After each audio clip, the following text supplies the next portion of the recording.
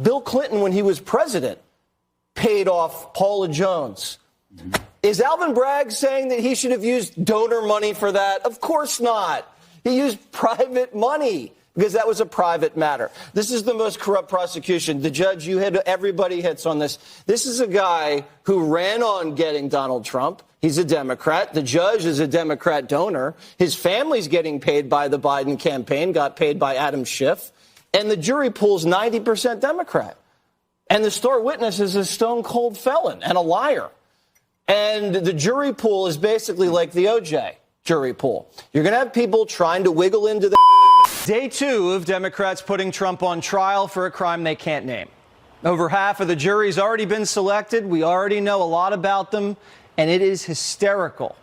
Before we tell you about them, remember that this is a Manhattan jury. It went 87% for Biden. And the judge who's overseeing the selection process is a Biden donor whose family was paid by the Biden campaign. Yesterday, 50 white women wearing masks fled the courtroom, claiming they couldn't be fair to Trump. Anyone wearing a mask at this point is not an impartial juror. Here's one white woman who works in cybersecurity who was excused. Listen. Did you say you could be unbiased, though? I did. It's very difficult for anyone really in this country to not come to this with prior opinions. I think we all have prior opinions about the defendant unless you've been like living in a cardboard box. Show me a juror who says they can be unbiased towards Trump, and I'll show you a liar. That's why we don't have political trials in America. Fairness is impossible. Trump's legal team was given the names of potential jurors, and after Googling them, discovered there were undercover activists trying to sneak onto the jury. One juror couldn't recall any anti-Trump feeling, but when the defense showed him the receipts, he admitted he'd posted on social media, quote, "Donald Trump should be locked up." Another juror said he didn't remember posting anything bad about Trump, and then when shown the evidence, conceded to posting a picture that says, quote, "Trump invites Thai boys to the White House. Thai boys request to return to cage." Those two radical liberals got caught lying to the court and were almost seated on the jury. This is what Trump has to deal with. Yesterday, Clay Travis was criticized for suggesting Trump supporters get on the jury.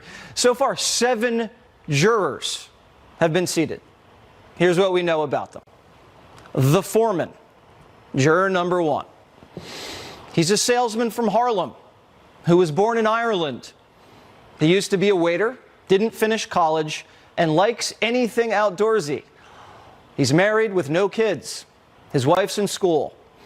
He gets his news from the New York Times, the Daily Mail, and some Fox News and MSNBC.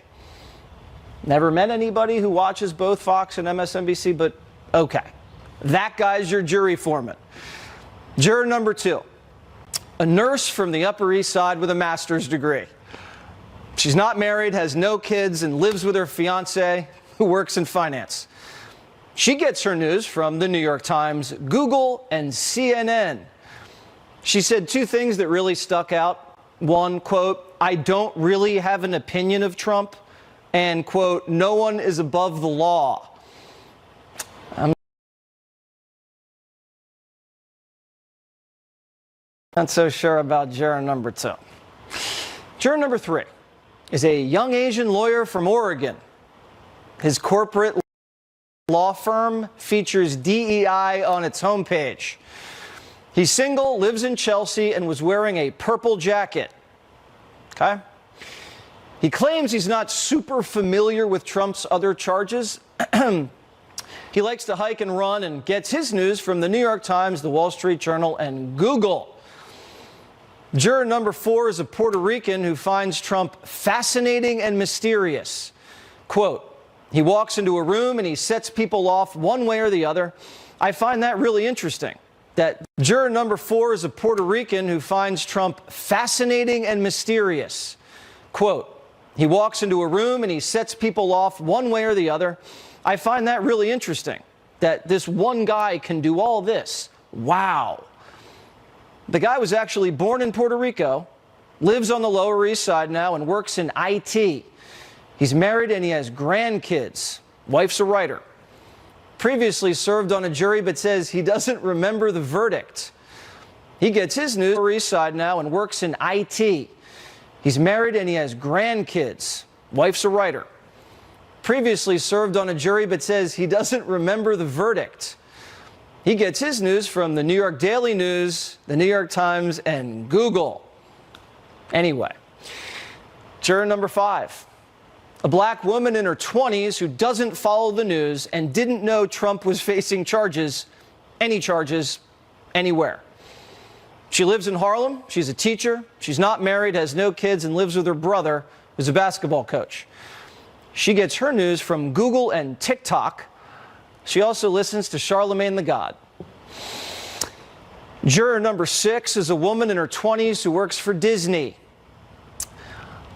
She made the courtroom laugh because she wanted to know if the trial would be over before September because she's a bridesmaid in her sister's wedding. She's not married, has no kids, and likes to dance. She lives with 3 roommates and gets her news from the New York Times, Google, Facebook, and of course TikTok, and says she doesn't have strong feelings about Trump one way or the other. Okay. Juror number 7 is a middle-aged, balding white guy with a tan. He lives on the Upper East Side, and you guessed it, another lawyer whose firm is big into DEI and ESG. He's originally from North Carolina, married with 2 kids, and his wife works at a bank. He gets his news from the New York Times, the Journal, the New York Post, the Washington Post, and he listens to NPR. So that's the jury of Trump's peers so far. The fate of a billionaire real estate tycoon, TV celebrity turned 45th president of the United States is in the hands of New York City lawyers, teachers, and Disney workers who like to dance and get their news from the Times, but swear they can be impartial. Let's bring in Fox News contributor Charlie Hurt. Charlie, I think at this point we can say it's not going to be an acquittal. I think the most Trump can hope for was a hung jury with 1 person holding on. Look, that's all we're looking for here. The fate of the country, the fate of our entire political system rests on, and I'm going to put basically all of my hopes on the immigrant from Ireland and the Puerto Rican. I think they're our best shots at saving American democracy.